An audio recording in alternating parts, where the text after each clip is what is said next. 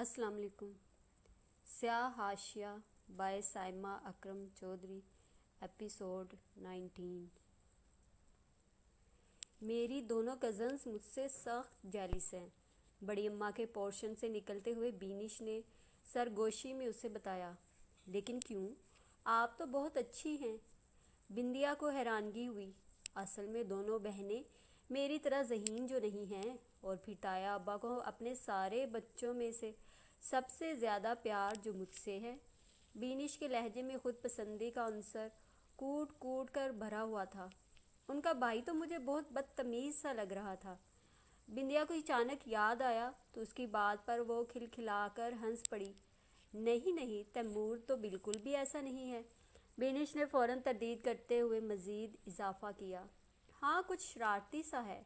बिंदिया ने चौंक कर तैमूर के नाम पर बीनिश के चेहरे पर उतरती दनक को महसूस किया और ख़ामोश हो गई।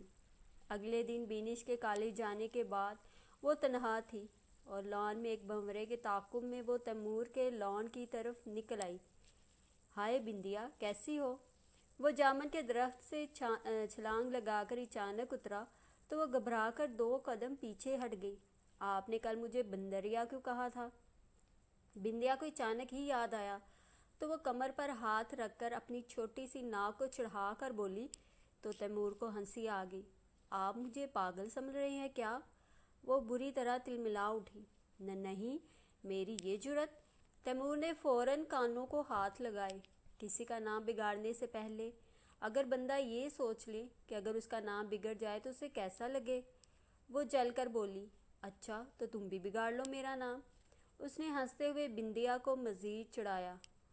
तैमूर लंग। बिंदिया के मुंह से बेसाख्ता फिसला तो उसने दिलचस्प निगाहों से उस लड़की को देखा जिसकी गुजाली आंखों में हल्की सी नाराज़गी झलक रही थी और गुस्से की ज़्यादती से उसके गाल तप कर कश्मीरी सेब लग रहे थे। तैमूर लंग के बारे में क्या जानती हो? वो उसे चिढ़ाने के लिए मुस्कुराकर बोला। मैं हिस्ट्री की प्रोफेसर नहीं हूँ जो लेक्चर देना शुरू कर दूँ। उसने अपनी नालायकी को छुपाने के लिए अल्फाज का सहारा लिया।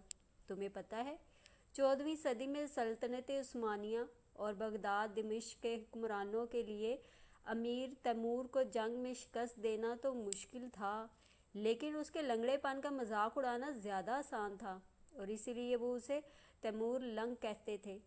उसकी तारीख़ी मालूमात काबिल रश्क थीं। तो तुम खुद को अमीर तैमूर समझते हो? बिंदिया ने मुस्कुराती निगाहों से उस हैंडसम लड़के को देखा जो पहली ही नज़र में उसके दिल के सोमनाथ मंदिर को ढा गया था। मेरा नाम तैमूर जलालुद्दीन है और मैं खुद को यही समझता हूँ। वो मुस्कुराते हुए उसके दिल की दुनिया में तलातम बर्पा कर गया। बिंदिया गुलाम साबर को लगा जैसे वक्त थम गया हो और उसकी धड़कनें जमूद का शिकार हो गई हों। वो एकदम घबराकर अपनी जूते की नोक से लान की मिट्टी को करेदने लगी। तैमूर ने बहुत दिलचस्पी से उसके बौखलाए हुए रूप को देखा और मुस्कुराते हुए अंदर की तरफ चल दिया। क्या? बेनिश का ताज्जुब से मुंह खुला और बंद होना भूल गया। रिदा की बोर्ड में 3री पोजीशन है। बेनिश के हाथ से स्ट्रॉबेरी से भरा बाउल गिरते गिरते बचा। वो सख्त हैरत और बेयकीनी से आगा जी की तरफ देख रही थी जो बड़े अब्बा के घर से आकर ये न्यूज़ ब्रेक कर रहे थे। आप उरीदा तैमूर की बात कर रहे हैं ना? बेनिश ने हाथ में पकड़ा बाउल डाइनिंग टेबल पर रखा और घर में दाखिल होते अरसम ने उरीदा का नाम बाकायमी होशो हवास सुना था। वो एक लम्हे को दरवाजे में ही रुक गया। हाँ ना, मैं तैमूर की बेटी की बात कर रहा हूँ। आगा जी ने दानिस्ता अपने लहजे को हल्का फुल्का रखा और बाउल से स्ट्रॉबेरी निकालकर खाने लगे। 3री पोजीशन या 3rd डिवीजन? बीनिश को अपनी समातों पर शक गुजरा। ओफो बेटा, क्या हो गया है? 3री पोजीशन की बात कर रहा हूँ मैं। आगा जी के दोहराने पर भी बीनिश को यकीन नहीं आया। ऐसे कैसे हो सकता है? उनके मुंह से फिसला। लो, अरसम आ गया, बेशक उससे पूछ लो। आगा जी की नज़रें दरवाजे में खड़े अरसम पर पड़ी जिसने बौखलाहट में अपनी माँ और नाना दोनों को मुश्तरका सलाम किया। किस चीज़ की बात कर रहे हैं आप? अरसम समझने से कासिर था। रिदा की बोर्ड में 3री पोजीशन आई है تمہیں تو اس نے فون کر کے سب سے پہلے بتایا ہوگا۔ آغا جی کے منہ سے نکلنے والے اس بے ساختہ فقرے نے بینش کے چہرے کو تاریک کیا، اور اسی لمحے آغا جی کو بھی احساس ہوا کہ وہ خاصا غلط بول گئے ہیں۔ نہیں آغا جی، مجھے تو نہیں بتایا اس نے۔ ارسم کو بھی خوشگوار حیرت کا جھٹکا لگا، لیکن اس نے جلد ہی خود کو سنبھال لیا تھا۔ کیا واقعی؟ اس دفعہ حیران ہونے کی باری آغا جی کی تھی۔ ہو سکتا ہے کوئی سرپرائز کا چکر ہو۔ انہوں نے جلد ہی خود کو سنبھال لیا۔ کب آیا رزلٹ؟ ارسم نے اپنے لہجے کو حتی الامکان سرسری رکھتے ہوئے پوچھا۔ کل۔ آغا جی نے اسے مزید تعجب میں مبتلا کیا۔ یہ کیسے ہو سکتا ہے کہ اس نے تمہیں نہ بتایا ہو؟ بینش نے اپنا غصہ ارسم پر اتارنے کی کوشش کی۔ تو آپ کا کیا خیال ہے میں جھوٹ بول رہا ہوں؟ خلاف توقع بینش کو ارسم کی بات کا یقین آ ہی گیا۔ تیسری پوزیشن لے کر دماغ تو عرش پر پہنچ گیا ہوگا وریدا کا۔ بینش نے بیزاری سے اپنے سر کو جھٹکا دیا۔ اور یہ بھی ممکن ہے باپ نے بورڈ میں پیسے دے کر نمبر لگوا لیے ہوں۔ بینش وریدا کی طرف سے ہمیشہ بدگمان ہی رہتی تھی۔ خیر، یہ پیسوں والا چکر تو میں نہیں مان سکتا۔ آغا جی نے فوراً ان کے الزام کی تردید کی۔ ہاں، اتنا پتہ ہے مجھے کہ اس نے محنت خوب کی تھی۔ خاک محنت کی ہوگی، ماں کی طرح دماغ میں بھوسا بھرا ہوا تھا اس کے۔ یاد نہیں اس کی ماں بی اے میں کتنے برے طریقے سے فیل ہوئی تھی۔ بینش کے زخموں کے ٹانکے ایک ساتھ ادڑے۔ انسان چاہ کر بھی اپنے ماضی سے پیچھا نہیں چھڑا سکتا۔ تلخ یادیں، دل کھاتے لمحے اور اپنوں کے دیے گئے فریب کسی آسیب کی طرح انسان کا تعاقب کرتے ہیں، اور ماضی کے یہ بھوت کبھی کبھی حال کی خوشیوں کے ساتھ چمٹ کر انہیں تباہ و برباد کر دیتے ہیں۔ بینش کا چہرہ تاریک ہوا۔ لیکن تم نے تو ایک بات کے پیچھے اپنی ساری ہی زندگی خراب کر ڈالی۔ آغا جی افسردہ ہوئے۔ آغا جی، میں ذرا بڑے ابا سے مل کر آتا ہوں۔ ارسم کو اس افسردہ ماحول سے وحشت ہوئی۔ صاف کہو نا کہ مبارکباد دینے جانا ہے اس شہزادی کو۔ بینش اچھا خاصا چڑ گئی۔ تو ماما، اس میں حرج ہی کیا ہے؟ ارسم نے پرسکون انداز سے ان کا ناراض چہرہ دیکھا۔ وہ ابھی تک اس جھٹکے سے باہر نہیں نکلی تھی۔ تم نے تو قسم کھا رکھی ہے اپنی ماں کا دل جلانے کی۔ وہ پاؤں پٹکتی ہوئی لاؤنج سے نکل گئی۔ ان کو کیا ہوا؟ ارسم نے ناسمجھی سے آغا جی کی طرف دیکھا۔ تم جاؤ، کل تک خود ہی ٹھیک ہو جائے گی۔ آغا جی نے اسے تسلی دینے کی کوشش کی۔ بینش کا دل جلا کر جب وہ بڑے ابا کے ہاں پہنچا تو اسے علم نہیں تھا کہ آگے اس کا بھی دل جلانے کا پورا سامان موجود ہے۔ وریدا کی پھپھو طیبہ بڑی سی مٹھائی کی ٹوکری، کیک اور پھلوں کے ساتھ وہاں موجود تھیں۔ سرمد اور ماہر دونوں خوش گپیوں میں مصروف تھے، اور وریدا ان سب کو کیک سرو کر رہی تھی۔ جیسے ہی وہ لاؤنج میں داخل ہوا، سب سے پہلے ماہر کی اس پر نظر پڑی۔ آؤ بھی ارسم، دیکھو تمہاری نالائق اسٹوڈنٹ نے کیا کارنامہ سر انجام دیا ہے۔ ماہر نے خوشگوار لہجے میں اسے اطلاع دی۔ اس دفعہ مجھے ارسم نے نہیں پڑھایا۔ وریدا نے کیک کو نفاست سے کاٹتے ہوئے تردید کی۔ ارسم نے چونک کر اس کی طرف دیکھا، جس کے چہرے پر اجنبیت کے سوا کچھ نہیں تھا۔ ارسم کو چھن سے اپنے اندر کچھ ٹوٹتا ہوا محسوس ہوا۔ میں بڑے ابا سے مل کر آتا ہوں۔ وہ ایک دم سے اٹھا اور بڑے ابا کے کمرے کی طرف بڑھ گیا۔ ماہر اور ارسم نے حیرانگی سے اسے جاتے ہوئے دیکھا تھا۔ لو، اس نے تو مبارکباد تک نہیں دی۔ بڑی اماں برا منا گئی۔ دے دے گا اماں، اتنی جلدی بھی کیا ہے؟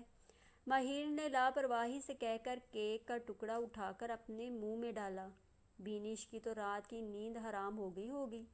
طیبہ پھپھو کے چہرے پر ایک لطف لیتی ہوئی مسکراہٹ تھی۔ ایسی ویسی اسے تو مرگی کا دورہ پڑ گیا ہوگا۔ تمہارے آغا جی نے اب تک تو جا کر بتا ہی دیا ہوگا۔ بڑی اماں آج بہت خوش تھیں۔ یہ تم کہاں جا رہی ہو وریدا؟ طیبہ نے چونک کر وریدا کی طرف دیکھا۔ وہ اچانک ہی افسردہ نظر آنے لگی تھی۔ کہیں نہیں پھپھو، لان میں۔ اپنی بات کہہ کر وہ رکی نہیں اور لاؤنج سے نکل گئی۔ ارسم کا دل دکھاتا ہوا انداز اسے تعسف میں مبتلا کر گیا۔ مجھے ایسا نہیں کہنا چاہیے تھا۔ وہ خود سے لڑتے ہوئے لان میں اپنے پسندیدہ گوشے کی طرف نکل آئی۔ ایسا کچھ غلط بھی نہیں کہا تھا میں نے۔ اس دفعہ کب ارسم نے مجھے پڑھایا تھا؟ اس نے خود کو مطمئن کرنے کی ناکام کوشش کی۔ انسان کم از کم 2 حرف مبارکباد کے ہی دے دیتا ہے۔ وہ لان چیئر پر اکیلی بیٹھی خود سے الجھ رہی تھی اور اسے پتہ ہی نہیں چلا کب سرمد اس کے سامنے رکھی کرسی پر آ کر بیٹھ گیا۔ کیا سوچ رہی ہو ریدا؟ سرمد کی آنکھوں میں چمکتے جگنوں ریدا کو الجھن میں مبتلا کر گئے۔ کچھ نہیں، وہ سنجیدہ انداز سے بولتی ہوئی سرمد کو کچھ پریشان سی لگی۔ تمہیں اپنی پوزیشن کی خوشی نہیں ہوئی کیا؟ ایسی تو کوئی بات نہیں، اور ریدا نے جلد ہی خود کو سنبھال لیا۔ اچھا، یہ لو تمہارا گفٹ۔ سرمد نے مسکراتے ہوئے اپنے کوٹ کی جیب سے ایک مخملی ڈبیاں نکال کر ریدا کی طرف بڑھائی۔ یہ کیا ہے؟ اور ریدا حیران ہوئی۔ کھول کر دیکھو گی تو پتہ چلے گا نا۔ وہ اس کی حیرانگی سے حظ اٹھاتے ہوئے مزے سے بولے۔ تو ریدا نے ہلکا سا جھجک کر ڈبیا کھولی تو سامنے ایک نازک اور اسٹائلش سا بریسلٹ دیکھ کر اس کی آنکھیں جگمگا اٹھیں۔ واؤ، امیزنگ! تمہیں اچھا لگا؟ سرمد کے بے تاب انداز پر وہ ٹھٹکی اور اگلے ہی لمحے اس نے خود کو سنبھال لیا۔ ہاں، اچھا ہے۔ اس نے دانستہ سنجیدہ انداز اپنایا۔ تھینکس گاڈ تمہیں پسند آ گیا۔ یقین مانو میں نے اور شانزے نے بہت مشکلوں سے چوائس کی تھی۔ وہ مزے سے اسے بتا رہا تھا۔ کیسی ہے شانزے؟ آپ اسے دوبارہ نہیں لے کر آئے؟ اور ریدا نے موضوع گفتگو تبدیل کیا۔ بہت اچھی ہے، کسی دن لے کر آؤں گا اسے۔ سرمد نے مسکراتے ہوئے اسے تسلی دی۔ اسی وقت گھر کا داخلی دروازہ کھلا اور ارسم باہر نکلا۔ وہ ان دونوں کو دیکھ کر ٹھٹکا اور اگلے ہی لمحے وہ سر جھٹک کر اپنے پورشن کی طرف بڑھ گیا۔ تمہاری ارسم کے ساتھ کوئی لڑائی ہے کیا؟ سرمد نے ارسم کی طرف دیکھتے ہوئے الجھن بھرے انداز سے پوچھا۔ نہیں تو، اور ریدا نے ہلکا سا گھبرا کر جواب دیا۔ آپ کو کس نے کہا؟ پتہ نہیں کیوں مجھے ایسا فیل ہوا۔ ایکچولی اس نے تمہاری کامیابی پر کوئی رسپانس جو نہیں دیا۔ سرمد کی بات پر ریدا رنجیدہ تو ہوئی، لیکن سرمد کے سامنے اس چیز کا اظہار کچھ مناسب نہیں تھا۔ ایسا کچھ نہیں ہے، وہ مجھے فون پر مبارکباد دے چکا تھا۔ اور ریدا نے جھوٹ بولا، جسے سن کر کم از کم سرمد کو ہلکی سی مایوسی ہوئی۔ تبھی وہ زبردستی مسکرایا تو ریدا پرسکون ہو گئی۔ میرے ساتھ ڈنر پر چلو گی؟ تم سے کچھ خاص بات کرنی ہے۔ سرمد کی اگلی بات نے ریدا کا سکون غارت کیا۔ ڈنر پر؟ وہ ہلکا سا گڑبڑائی۔ ماہر بھائی سے پوچھا آپ نے؟ میں ماہر کی نہیں، تمہاری اور اپنی بات کر رہا ہوں۔ سرمد کا پر اعتماد انداز اور ریدا کو الجھن میں مبتلا کر رہا تھا۔ بڑی اماں سے پوچھوں گی؟ اور ریدا نے اسے ٹالنے کی کوشش کی۔ ان سے میں پوچھ چکا ہوں۔ سرمد کا آج ہوم ورک مکمل تھا۔ وہ ہر طرف سے اسے گھیرنے کی کوششوں میں تھا۔ اس وقت وہ دونوں ہاتھ سینے پر باندھے اسے ٹکٹکی باندھے دیکھ رہا تھا۔ اس کی آنکھوں میں مچلتے جذبے اور ریدا کو پریشان کر رہے تھے۔ ابھی نہیں، کچھ دن بعد چلیں گے۔ وہ سرمد کو مایوس کر کے اندر کی جانب بڑھ گئی۔ سرمد کا چہرہ تاریک ہوا اور وہ مایوسی کے عالم میں وہیں بیٹھ گیا۔ کھانا کیوں نہیں کھا رہے تم؟ بینش نے اس کے کمرے میں جھانکا۔ وہ جو کشن سینے پر رکھے یاسیت کے عالم میں بے نام سوچوں میں الجھا ہوا تھا۔ اس نے چونک کر بینش کا چہرہ دیکھا۔ لگتا تھا وہ خود کو سنبھال چکی تھی، اس لیے ان کا چہرہ کچھ پرسکون تھا۔ مجھے بھوک نہیں ہے۔ ارسم ان کے احترام میں اٹھ کر بیٹھ گیا۔ 5 دن کے بعد تم گھر آتے ہو اور تب بھی ڈھنگ سے کھانا نہیں کھاتے۔ وہ اس کی بیڈ شیٹ کی نادیدہ سلوٹوں کو دور کرنے لگی۔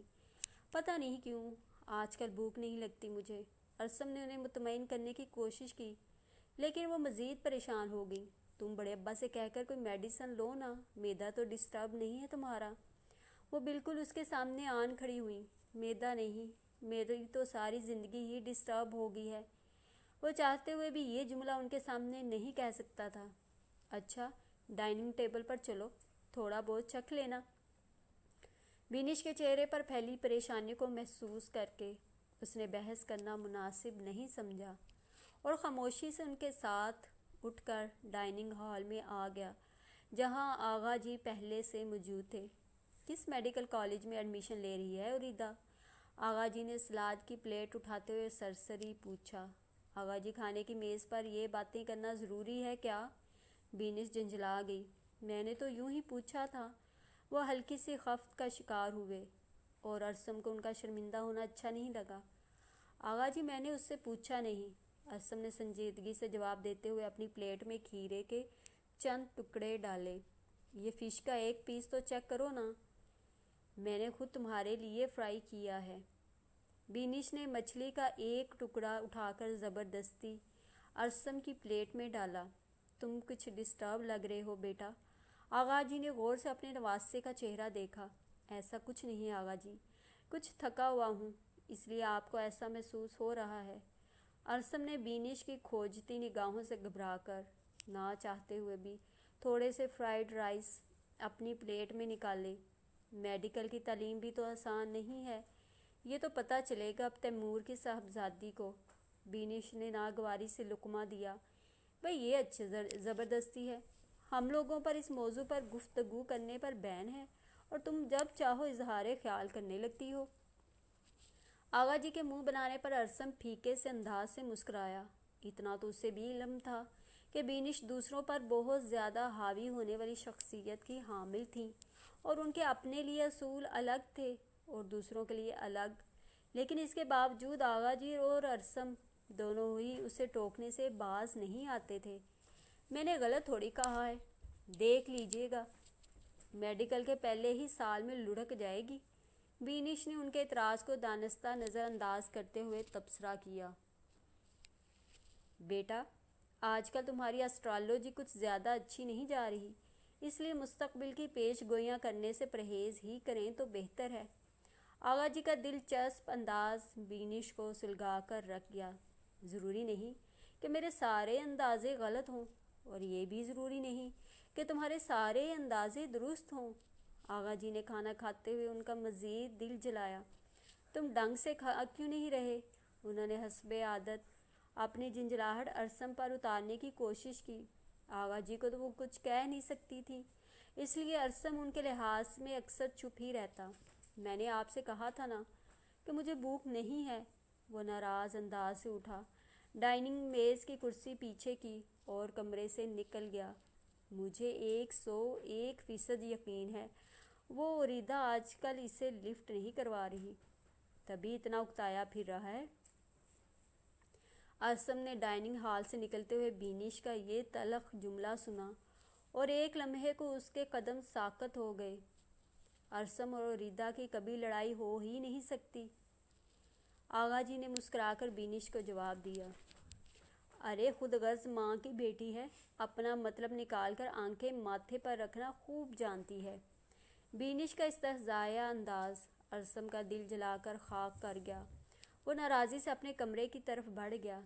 یہ تم اچھا نہیں کر رہی ہو اریدہ۔ ارسم نے بیڈ پر رکھا کشن غصے سے زمین پر مارا۔ اس کے اندر اشتعال کی ایک لہر نمودار ہوئی۔ وہ بری طرح سے تپ چکا تھا۔ بینش کی باتوں نے اسے اوپر سے لے کر نیچے تک سلگا کر رکھ دیا تھا۔ جب میں کہہ رہا ہوں کہ میں خود تمہارے لیے ایک ایڈ بناؤں گا، تمہیں میری بات کا یقین کیوں نہیں آ رہا؟ ماہر نے ناراض نظروں سے سامنے بیٹھی شانزے کو دیکھا، جس کا دماغ ابھی بھی یاور صاحب کے لان کے اشتہار میں اٹکا ہوا تھا۔ آپ سچ کہہ رہے ہیں؟ شانزے کو یقین نہیں آیا۔ نہیں، جھوٹ بول رہا ہوں، وہ جھنجھلا گیا۔ کب بنائیں گے؟ شانزے اس کے موڈ سے بے پرواہ اپنی ہی ہانک رہی تھی۔ ابھی چلتے ہیں، سیٹ لگواؤں کیا؟ ماہر کے طنزیہ انداز پر وہ ہلکا سا چونکی اور مدھم سی شرمندگی کی لہر اس کے چہرے پر نمودار ہوئی۔ میں تو ایسے ہی پوچھ رہی تھی، شانزے نے خفت زدہ انداز میں کہا۔ میں بھی بائی دا وے تمہیں ہی بتا رہا تھا۔ ماہر کا غصہ ابھی بھی کم نہیں ہوا۔ آپ ہر وقت مجھے ڈانٹتے ہی کیوں رہتے ہیں؟ شانزے کی بے نیازی پر نہ چاہتے ہوئے بھی ماہر کو ہنسی آ گئی اور وہ پھیل کر بیٹھ گئی۔ تم اگلے بندے کو آخری حد تک ضد جو کر دیتی ہو۔ ماہر نے سائیڈ میز پر رکھے پانی کے جگ سے گلاس بھرا اور فوراً ہی پی گیا۔ آپ کو علم نہیں ہے میں اس شوق کے ہاتھوں کتنا خوار ہوئی ہوں۔ شانزے نے منہ بنایا۔ جو چیز آپ کو تھکا دے اور خواری کے سوا کچھ نہ دے، اس کا نہ کرنا ہی بہتر ہوتا ہے۔ ماہر نے اس نادان لڑکی کو سمجھانے کی کوشش کی۔ بس پہلی اور آخری دفعہ اسکرین پر آؤں گی۔ شانزے کی بات پر وہ حیران ہوا۔ اچھا ٹھیک ہے، اس کاغذ پر لکھ کر دو۔ ماہر کو شرارت سوجی۔ کیا؟ اس نے تعجب انگیز انداز سے ماہر کو دیکھا، جو ایک خالی کاغذ اس کی طرف بڑھاتے ہوئے اسے دلچسپ نگاہوں سے دیکھ رہا تھا۔ یہی کہ تم پہلا اور آخری ایڈ کرو گی۔ اس سے کیا ہوگا؟ شانزے کو اس کی پراسرار مسکراہٹ کے پیچھے چھپی منطق سمجھ نہیں آ رہی تھی۔ میں کل ہی ایک بسکٹ کے اشتہار کا شوٹ سٹارٹ کروا دوں گا، اس کا پیپر ورک مکمل ہے۔ ماہر کی بات پر وہ پرجوش ہوئی۔ ارے کیا واقعی؟ اس نے جلدی سے خالی کاغذ پر چند لائنیں تیزی سے تحریر کیں اور نیچے اپنے سائن کیے۔ اب اپنی بات پر قائم رہنا شانزے۔ ماہر نے انگلی اٹھا کر اسے وارننگ دی۔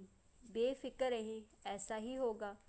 شانزے پر اعتماد تھی، چاہے جو جتنی بھی اچھی آفر دے۔ ماہر نے جانچتی نگاہوں سے اس کی طرف دیکھا۔ چاہے کوئی 10 کروڑ کی ہی آفر کیوں نہ دے، وہ بھی مزے سے بولتی ہوئی ماہر کو حیران کر گئی۔ Okay done. ماہر نے مسکراتے ہوئے اپنا ہاتھ اس کی جانب بڑھایا، جسے شانزے نے بغیر سوچے سمجھے تھام لیا۔ اگلے ہی لمحے وہ اس کے ہاتھ کی مضبوطی سے بوکھلا گئی۔ وہ شرارتی نظروں سے اسے دیکھتا ہوا اچھا خاصا پزل کر گیا تھا۔ وہ تینوں بہن بھائی شرمندگی سے سر جھکائے بڑے ابا کے اسٹڈی روم میں ان کے سامنے کھڑے تھے۔ بڑے ابا کے ہاتھ میں ان کے پروفیشن سے متعلق ایک بھاری سی ضخیم کتاب تھی اور چہرے پر ہلکی ہلکی سی برہمی صاف جھلک رہی تھی۔ ان کے برابر میں بینش گردن اکڑائے بڑے مغرور سے انداز سے بیٹھی ان تینوں کا دل جلا رہی تھی۔ بینش کے انگ انگ سے خود پسندی جھلک رہی تھی۔ تم تینوں نے تو مجھے مایوس کرنے کی قسم کھا رکھی ہے، وہ ناراض انداز سے گویا ہوئے۔ ڈیزی اور تیمور کے سر مزید جھک گئے۔ یہ بھی تو تم لوگوں کی بہن ہے، رزلٹ دیکھا ہے تم لوگوں نے اس کا؟ بڑے ابا نے بینش کا رزلٹ کارڈ ان کے سامنے لہرایا۔ صبح سے یہی تو دیکھ رہے ہیں، بڑی اماں نے کمرے میں داخل ہوتے ہوئے ناگواری سے کہا۔ لیکن عقل پھر بھی نہیں آئی ہوگی تمہاری اولاد کو۔ انہوں نے ہاتھ میں پکڑی کتاب غصے سے میز پر پٹکی۔ یہ بینش کا میڈیکل کا رزلٹ ہے، جبکہ تیمور اور ڈیزی میں سے کوئی بھی میڈیکل کا اسٹوڈنٹ نہیں، بڑی اماں نے انہیں یاد دلایا۔ تو اپنے سبجیکٹس میں کون سا انہوں نے تیر مار لیے ہیں؟ انہوں نے طنزیہ انداز سے اپنے بچوں کی طرف دیکھا۔ سب بچوں کا ذہن ایک جیسا تھوڑی ہوتا ہے۔ انہوں نے قدرے محتاط انداز اپنایا۔ ویسے بھی بینش کے چہرے پر دبی دبی سی مسکراہٹ ان کو تپا رہی تھی، لیکن اس وقت اس سے کچھ کہنا بڑے ابا کے جلال کو آواز دینے کے مترادف تھا۔ کتنا شوق تھا مجھے میرا اکلوتا بیٹا میڈیکل میں آئے، اور یہ 2+2=22 کرنے چل پڑا۔ ساری عمر اکاؤنٹس کی گتھیاں سلجھاتے ہوئے گزر جائے گی اس کی۔ بڑے ابا ایک دفعہ پھر ضبط کا دامن ہاتھ سے چھوڑ بیٹھے۔ طیبہ پڑھ تو رہی ہے پری میڈیکل؟ بڑی اماں نے انہیں یاد دلانے کی کوشش کی۔ ہاں، یہ بھی تو انہی کی بہن ہے، انہی کے نقش قدم پر چلے گی۔ آج تو وہ طیبہ سے بھی مایوس دکھائی دے رہے تھے۔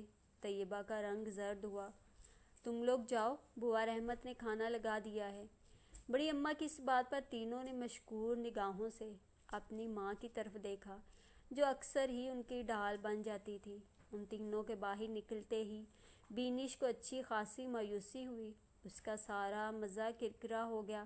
بڑے ابا، میں بھی چلتی ہوں، آغا جی آگے ہوں گے۔ بینش اکتاہٹ بھرے انداز سے کھڑی ہوئی۔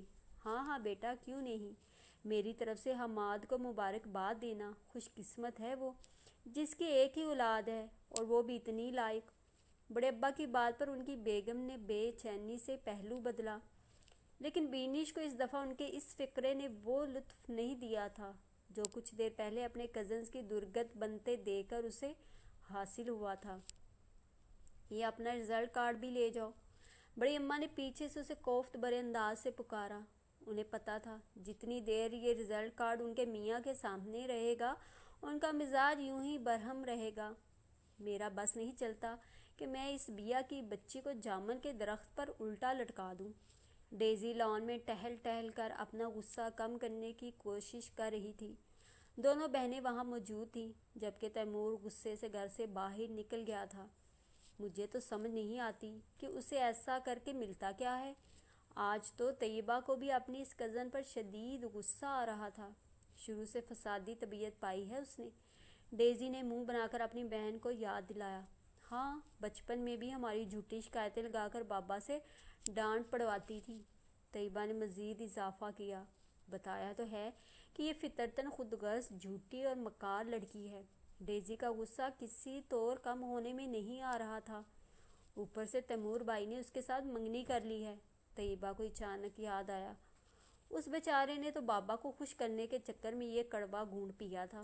مگر افسوس، ڈیزی نے ٹھنڈی آہ بھری۔ ابا پھر بھی خوش نہیں ہوئے؟ طیبہ کے لہجے میں رنجیدگی دار آئی۔ وہ تو ساری زندگی بھی ہم سے خوش نہیں ہوں گے۔ ڈیزی کو آج بابا کے رویے پر گہری مایوسی ہوئی تھی۔ ہاں، ٹھیک کہہ رہی ہیں آپ، طیبہ نے بھی تاسف بھرے انداز میں کہا۔ وہ دونوں بہنیں لان کی گھاس پر بیٹھ گئیں۔ دونوں کا ہی غصہ کم ہونے میں نہیں آ رہا تھا۔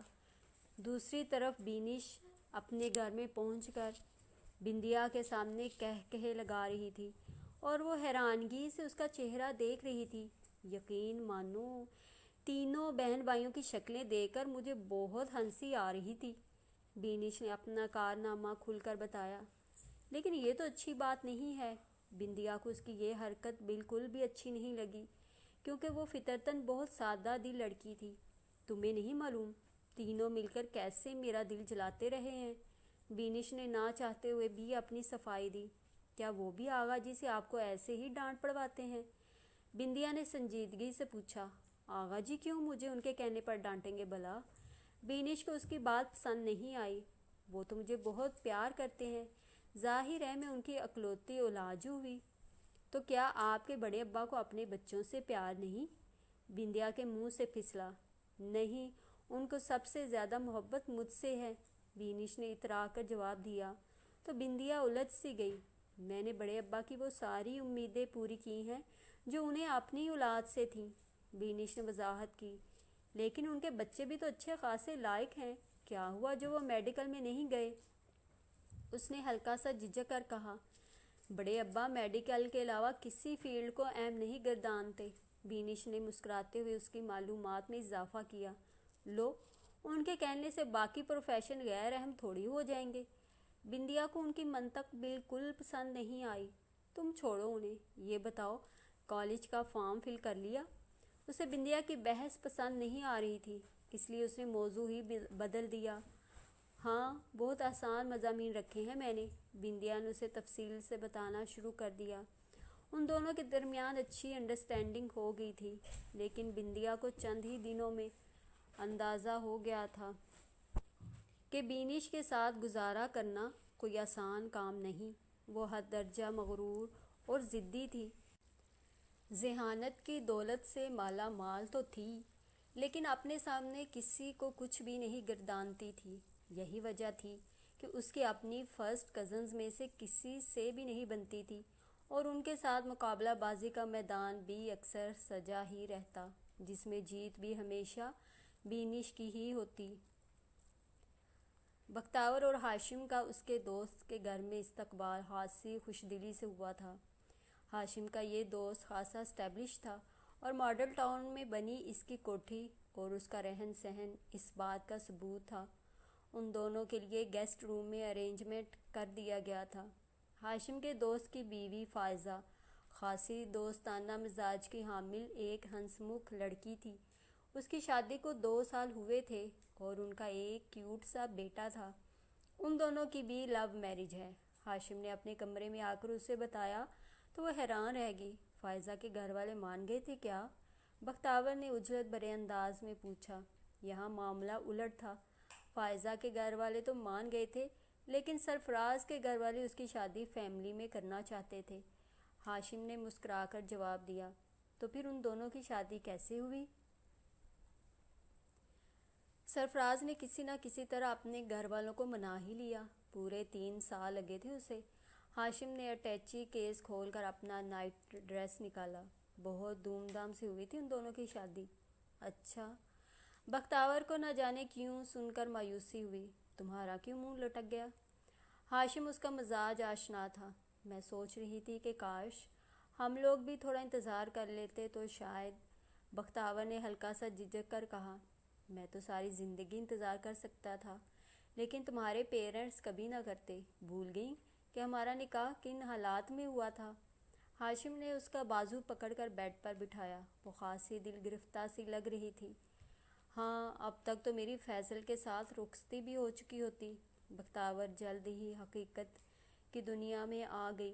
جی جناب، اور آپ اس وقت میرے ساتھ نہیں بلکہ فیصل صاحب کے ساتھ ہوتی۔ ہاشم نے اسے چھیڑا۔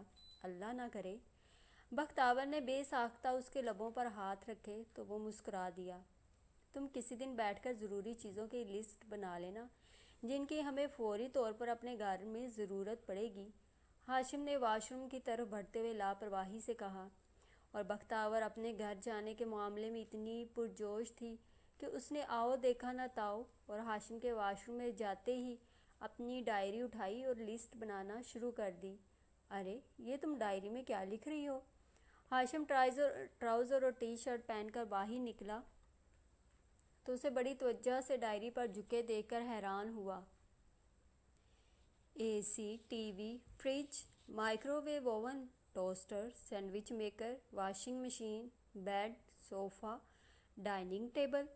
ہاشم بلند آواز میں پڑھتے ہوئے رکا۔ کیا ہوا؟ رک کیوں گئے؟ بختاور پریشان ہوئی۔ یہ ساری ضروری اشیاء کیا تمہیں ابھی چاہیے؟ ہاشم سنجیدہ ہوا۔ ہاں نا، ان کے بغیر کیسے گزارا ہو سکتا ہے؟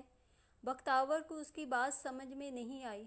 کچھ اندازہ ہے کہ ان سب چیزوں پر کتنا پیسہ خرچ ہوگا؟ ہاشم نے محتاط انداز میں پوچھا تو اس نے نفی میں سر ہلا دیا۔ لاکھوں لگ سکتے ہیں، اور میرے اکاؤنٹ میں صرف 25,000 روپے ہیں۔ ہاشم کی بات نے بختاور کو پریشان کیا۔ پھر ہم کیا کریں گے؟ صبر، ہاشم نے مسکرا کر جواب دیا۔ لیکن بختاور کے چہرے پر تفکر کے رنگ نمایاں ہوئے۔ دیکھو بختاور، تم جتنی جلدی یہ بات بھول جاؤ گی کہ تم کس باپ کی بیٹی تھیں اور اب کس شخص کی بیوی ہو، تمہاری زندگی آسان ہو جائے گی۔ ہاشم نے صاف گوئی سے اسے کچھ سمجھانے کی کوشش کی۔ میں آپ کی بات سمجھی نہیں۔ بختاور نے ناسمجھ انداز سے اس کی طرف دیکھا۔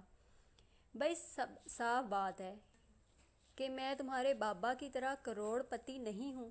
تم آئندہ جو بھی کام کرو تو یہ ذہن میں رکھنا کہ تمہارے شوہر کی آمدنی بہت محدود ہے۔ ہاشم کی بات پر وہ خفت کا شکار ہوئی۔ I am sorry. اسے اب جا کر اس کی بات سمجھ آئی۔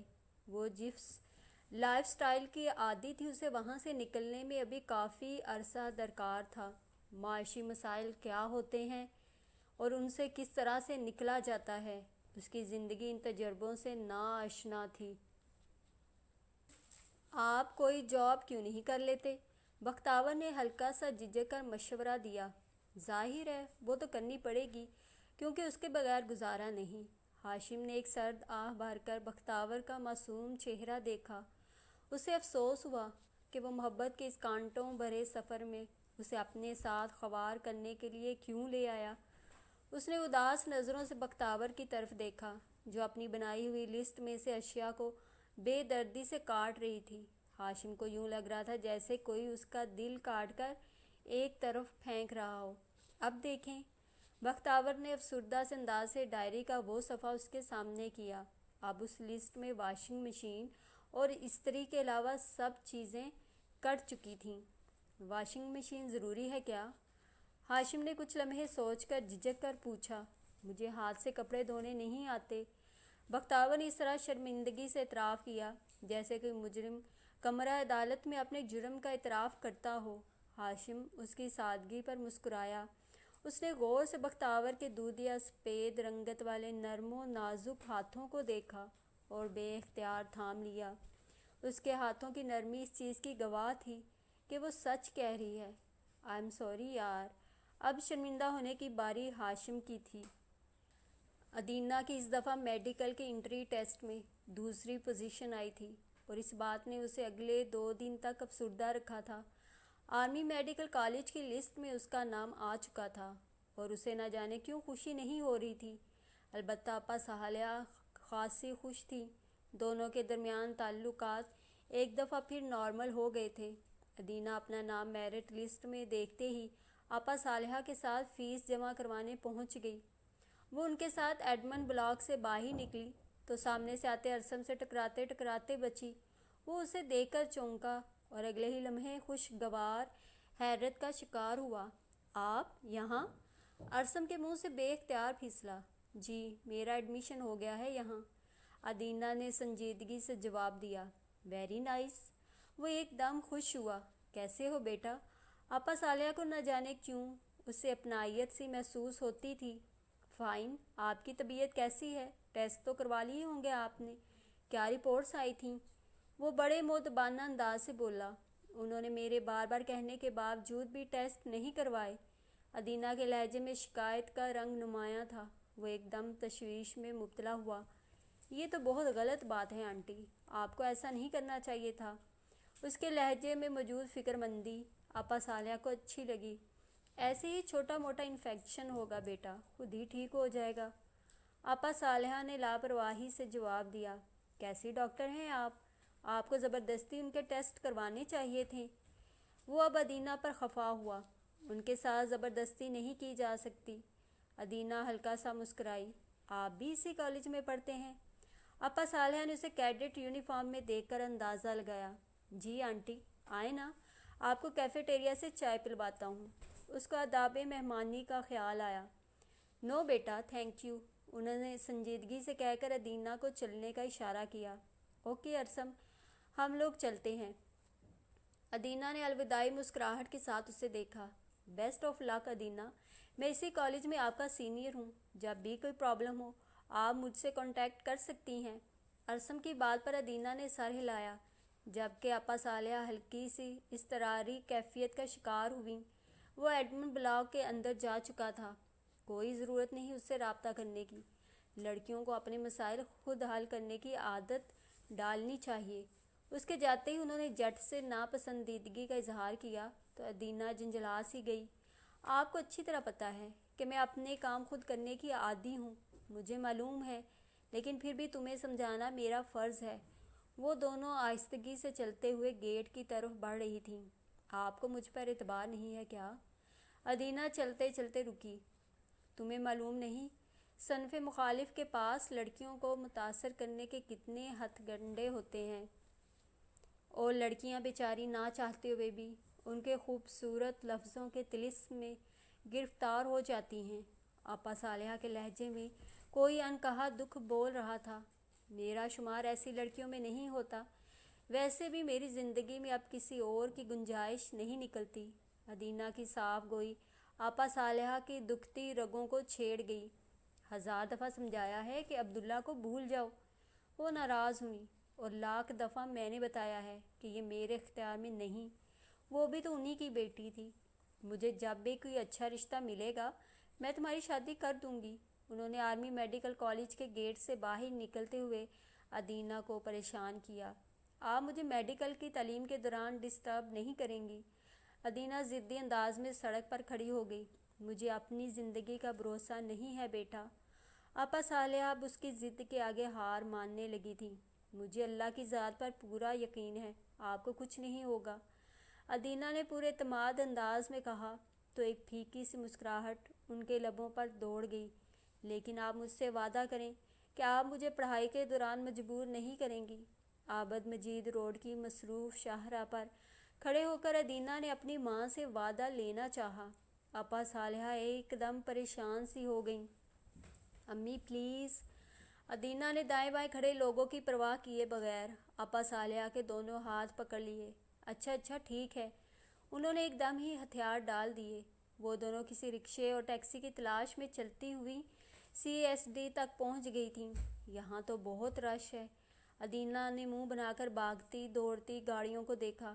اسی روڈ پر ملٹری ہاسپٹل جو ہے، آپا صالحہ نے لاپرواہی سے جواب دیا۔ آپ رہی ہیں اس شہر میں؟ ادینہ نے یوں ہی پوچھا۔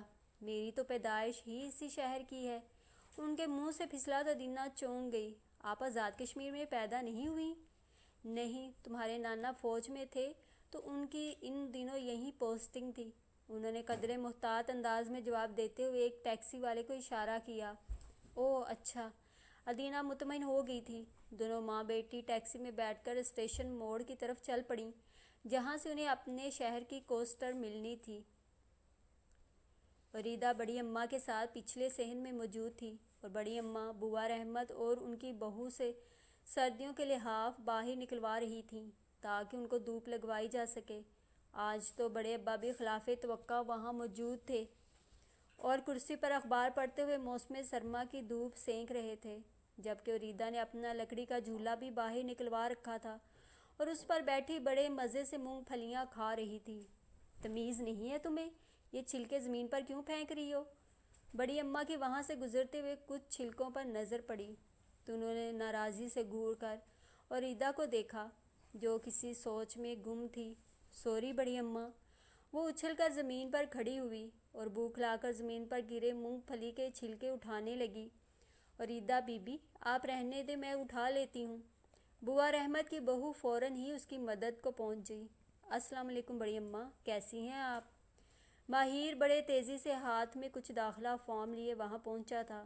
اچانک ہی اس کی نظر بڑے ابا پر پڑی۔ السلام علیکم بڑے ابا، کیسے ہیں؟ فائن، انہوں نے اخبار سے سر اٹھائے بغیر سپاٹ لہجے میں جواب دیا۔ لو بھی وریدہ، تمہارے میڈیکل کالج کے فارم لے آیا ہوں۔ خیر سے تم نے دونوں کالجز کے ایڈمیشن ٹیسٹ پاس کر لیے ہیں۔ ماہر خاصا خوش تھا۔ اب کہاں ایڈمیشن لوگی تم؟ وہ اس کے سامنے کھڑا پوچھ رہا تھا۔ کچھ سمجھ نہیں آ رہی۔ وہ ارسم سے ناراضگی کی وجہ سے آرمی میڈیکل کالج میں نہیں جانا چاہتی تھی۔ میرا خیال ہے راول پنڈی میڈیکل کالج میں کر لیتی ہوں۔ وہ منہ بنا کر لاپرواہی سے گویا ہوئی۔ کوئی ضرورت نہیں۔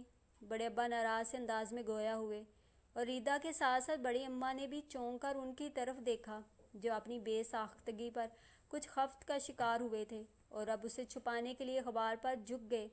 بڑے ابا آپ بتائیں نا۔ ماہر ان کے بالکل سامنے جا کر کھڑا ہو گیا۔ مجھے کیا پتا، اپنے باپ سے پوچھ لو جا کر۔ انہوں نے بے رخی کے سارے ریکارڈ توڑے۔ میرے نزدیک میرے باپ کے والد کی رائے زیادہ اہمیت رکھتی ہے، کیونکہ وہ اسی پروفیشن سے تعلق رکھتے ہیں۔ ماہر نے ہلکے پھلکے انداز میں کہا۔ جو اسے پسند ہے کروا دو وہاں، انہوں نے لاپرواہ انداز سے کہا اور ذوق و شوق سے اخبار پڑھنے لگے۔ لیکن مجھے تو آپ کی پسند کے مطابق ایڈمیشن لینا ہے۔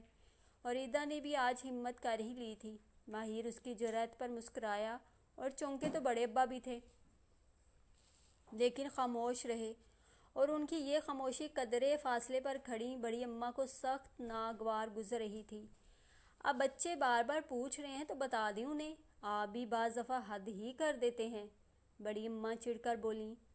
ہاں تو ارسم کے کالج میں ایڈمیشن لینے میں کیا حرج ہے؟ وہ جھنجھلا کر اٹھے، اخبار کرسی پر رکھا اور بیزاری سے اندر چلے گئے۔